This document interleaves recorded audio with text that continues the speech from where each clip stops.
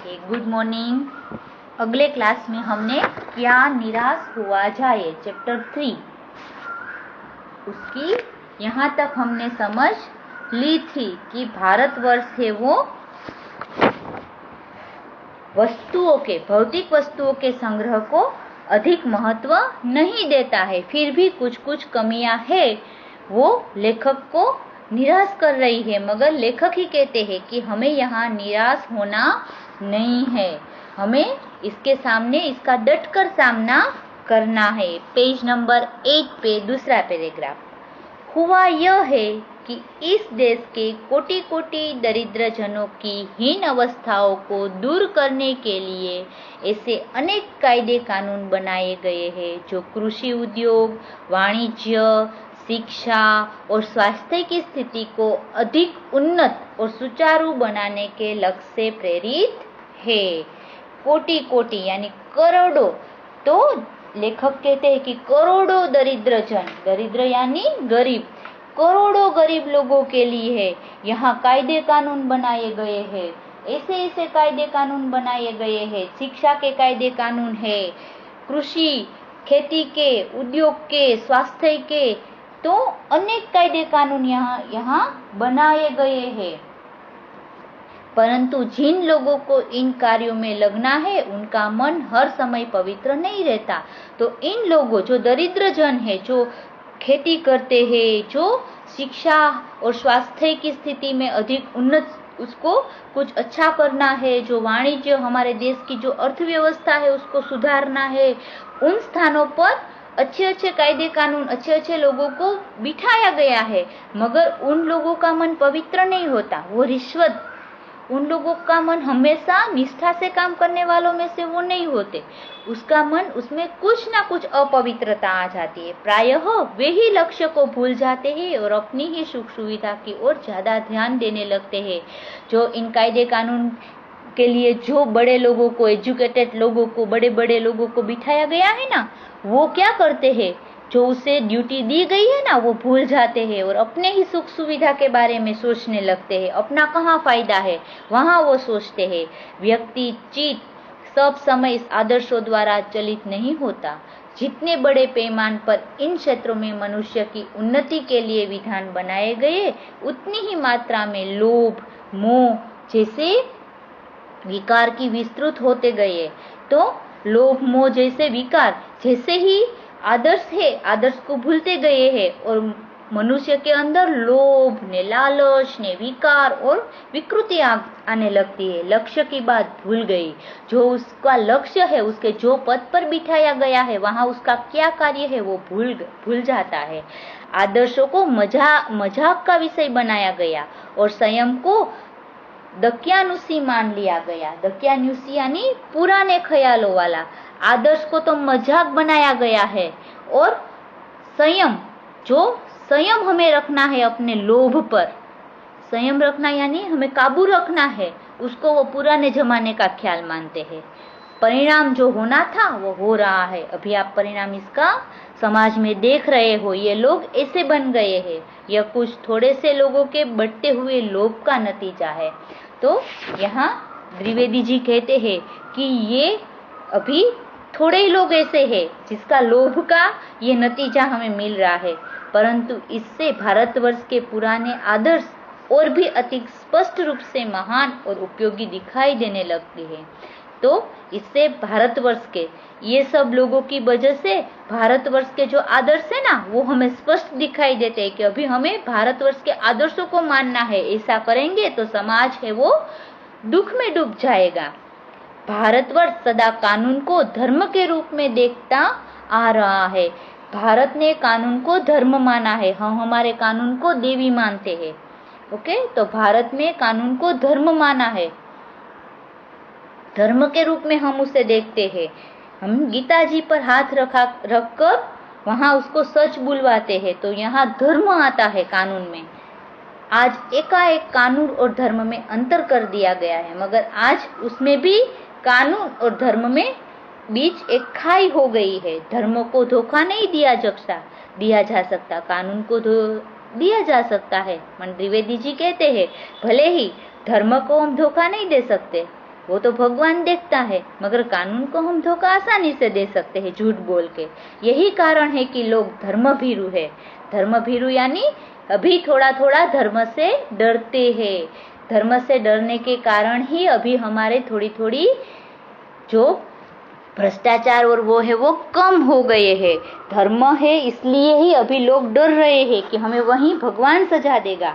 वे कानून की त्रुटियों से लाभ उठाने में संकोच नहीं करते। त्रुटि यानी उसमें जो कुछ कमी रह गई है, त्रुटि यानी भूल और गलती, तो वो लोग कानून को उसे पता है कि वहाँ हमें कुछ दंड नहीं मिलेगा, मगर धर्म से वो डरते हैं अभी, इसलिए वहाँ उसका लाभ कानून का वो उठा लेते हैं।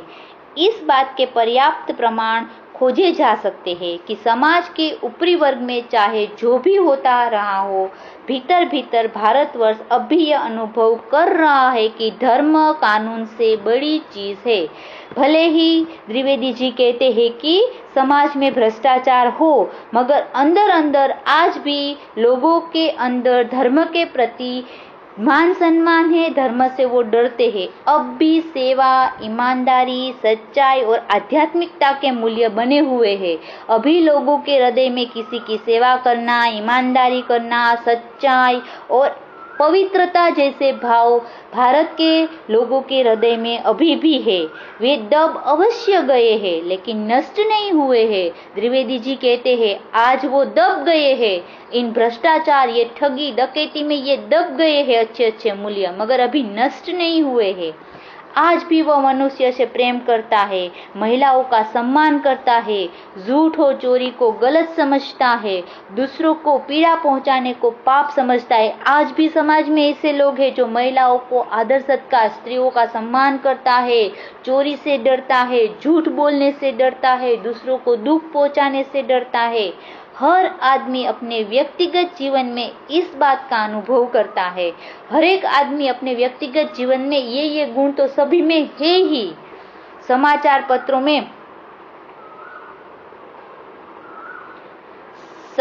पत्रों में जो भ्रष्टाचार के प्रति इतना आक्रोश है, वह यही साबित करता है कि हम ऐसी चीजों को गलत समझते हैं और समाज से उन तत्वों की प्रतिष्ठा कम करना चाहते हैं जो गलत तरीके से धन या मान संग्रह करते हैं।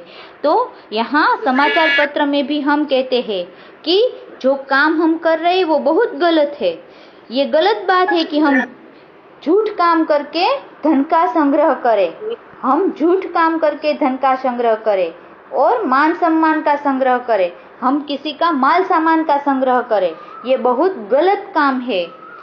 दोषों का पर्दाफाश करना बुरी बात नहीं है। किसी में दोष है तो उसको समाचार पत्र में दिखाया जाए, उसको बताया जाए तो वो बुरी बात नहीं है। बुराई यह मालूम होती है कि किसी के आचरण के गलत पक्ष को उद्घाटित करते समय उसमें रस लिया जाता है और दोष उद्घाटन को एकमात्र कर्तव्य मान लिया जाता है।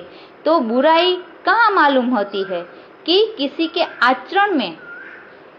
आचरण को गलत पक्ष से, गलत तरीके से कोई ने खराब काम किया है किसी को, तो हम उसमें ज्यादा रस और बात में लेते हैं। जो खराब काम किया है उसको उजागर करें, मगर एकमात्र हम वही कर्तव्य हमारा मान लेते हैं कि दूसरों का हम बुरा कैसे करें।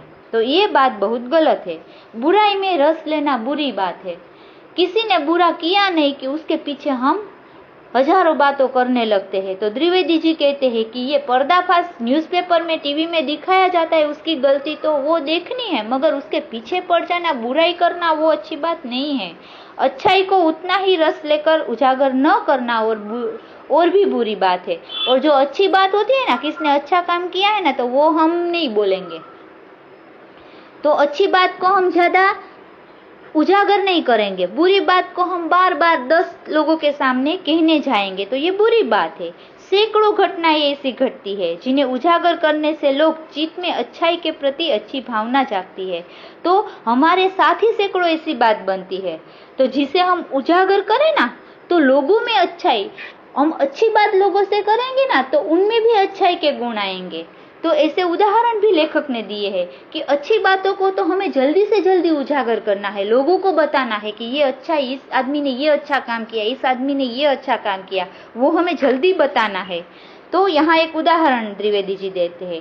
एक बार रेलवे स्टेशन पर टिकट लेते हुए गलती से मैंने 10 के बजाय 100 रुपये का नोट दिया और मैं जल्दी जल्दी गाड़ी में आकर बैठ गया। तो एक बार द्विवेदी जी कहते हैं कि मैंने 10 रुपये की वजह से जल्दी जल्दी में 100 रुपये का नोट दे दिया और मैं गाड़ी में बैठ गया। 10 रुपया ही टिकट थी। थोड़ी देर में टिकट बाबू उन दिनों के सेकंड क्लास के डिब्बे में हर आदमी का चेहरा पहचानता हुआ उपस्थित हुआ। थोड़ी देर में वो सेकंड क्लास में मैंने कितने सारे आदमी थे तो वो टिकट बाबू आया और मुझे ढूंढने लगा। उसने मुझे पहचान लिया और बड़ी विनम्रता के साथ मेरे हाथ में 90 रुपये रख दिए और बोला, वो उसने मुझे पहचान भी लिया और 90 रुपये 90 रुपीस उसने मेरे हाथ में रख दिए और कहा, यह बहुत गलती हो गई थी, आपने भी नहीं देखा, मैंने भी नहीं देखा। उनके चेहरे पर विचित्र संतोष की गरिमा थी। मैं चकित रह गया। तो वो तुरंत आया और उसने मुझे कहा कि देखो आपसे भी गलती हो गई, मैंने भी जल्दी जल्दी में नहीं देखा, आपने भी नहीं देखा। और उसके चेहरे पर जो संतोष, उसकी महानता दिखाई दे रही थी, वो एकदम वो चकित हो गया। तो लेखक चकित हो गए कि वाह, इतनी ईमानदारी हमारे देश में है। कैसे कहूँ कि दुनिया में सच्चाई और ईमानदारी लुप्त हो गई है। तो द्विवेदी जी कहते हैं, देखो ऐसे आदमी है जो सेकंड क्लास के डिब्बे में मुझे 90 रुपये मुझे 90 रुपये देने के लिए ढूंढता ढूंढता हुआ वो आया। तो मैं कैसे कहूँ कि मेरे देश में ईमानदारी नहीं है। वैसे अनेक अवांछित घटनाएं भी हुई है, परंतु यह एक घटना ठगी और वंचना की अनेक घटनाओं से अधिक शक्तिशाली है।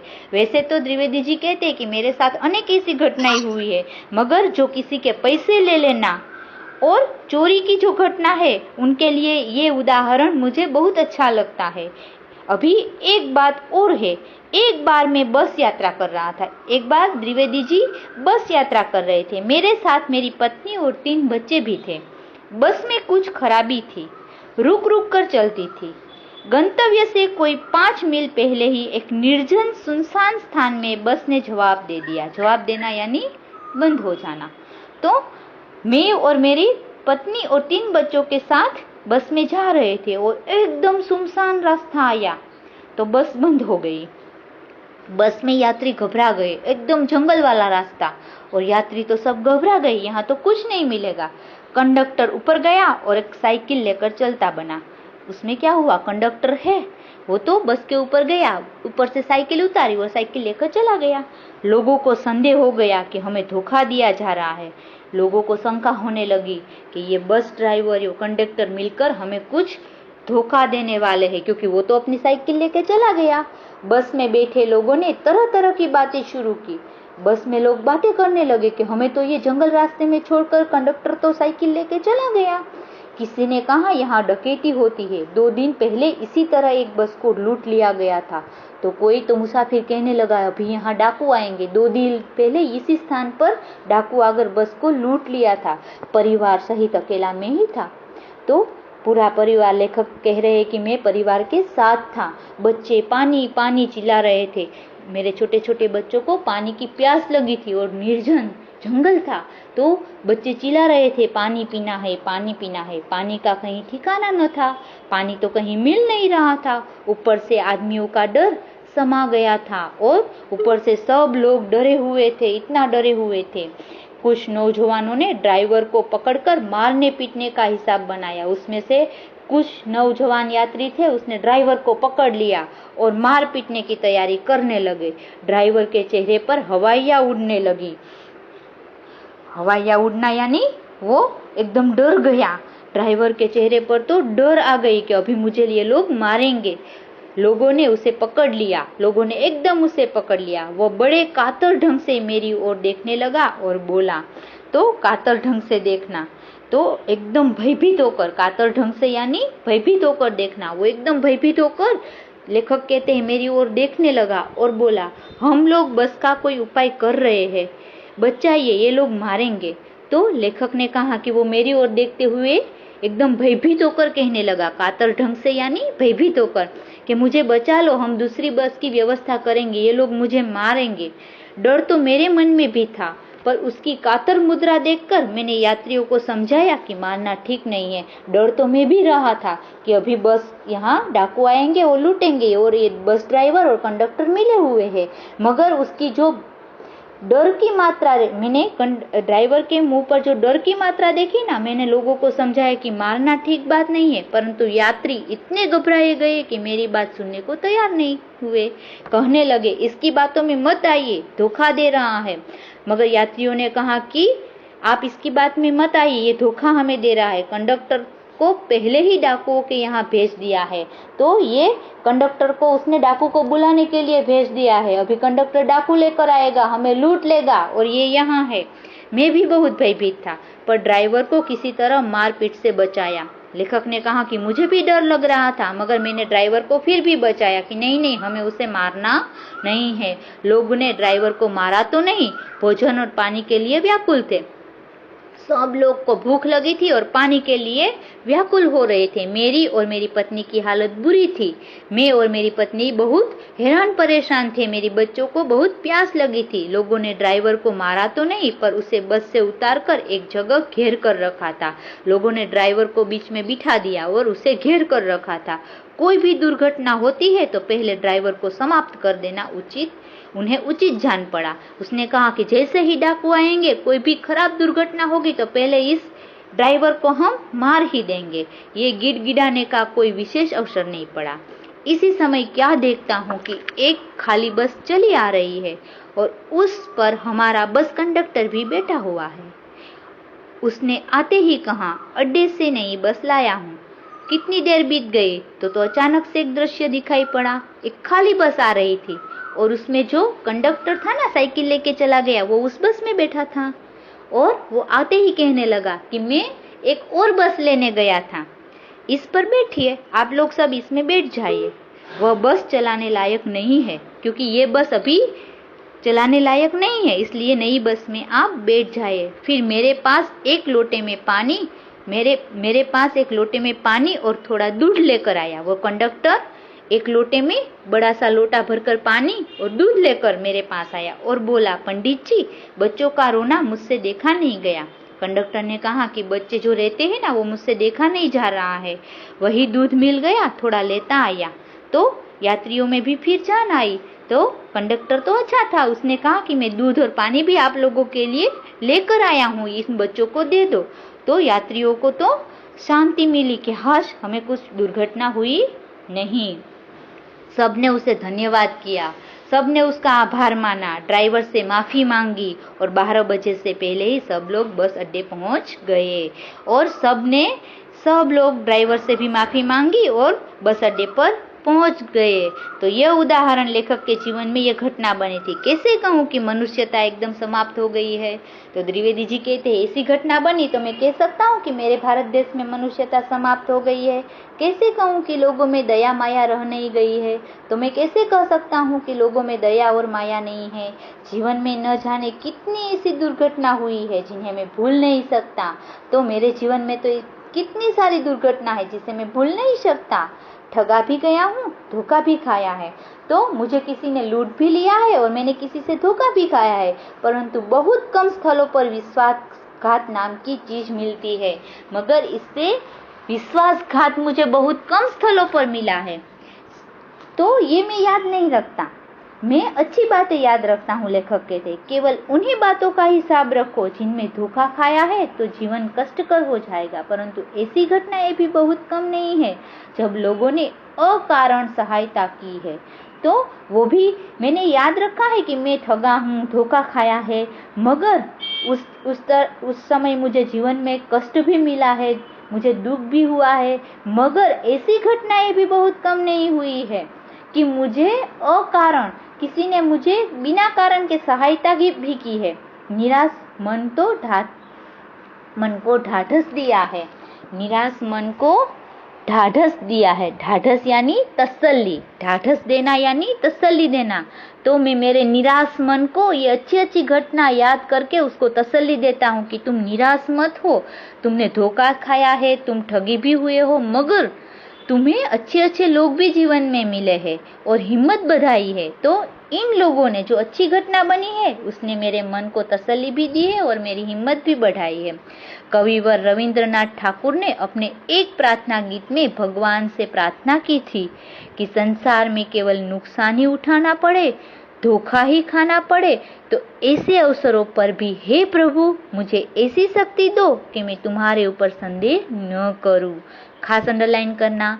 तो हमारे रविंद्रनाथ टैगोर ठाकुर ने भगवान से प्रार्थना की है कि भले ही संसार में मुझे नुकसान उठाना पड़े, मुझे धोखा खाना पड़े, मुझे हर समय मुझे धोखा ही मिले, मगर हे भगवान मुझ में एक ऐसी शक्ति दो कि मैं तुम्हारे पर संदेह न करूं, मुझे भगवान पर जो आस्था है वो उस पर मुझे शंका न हो।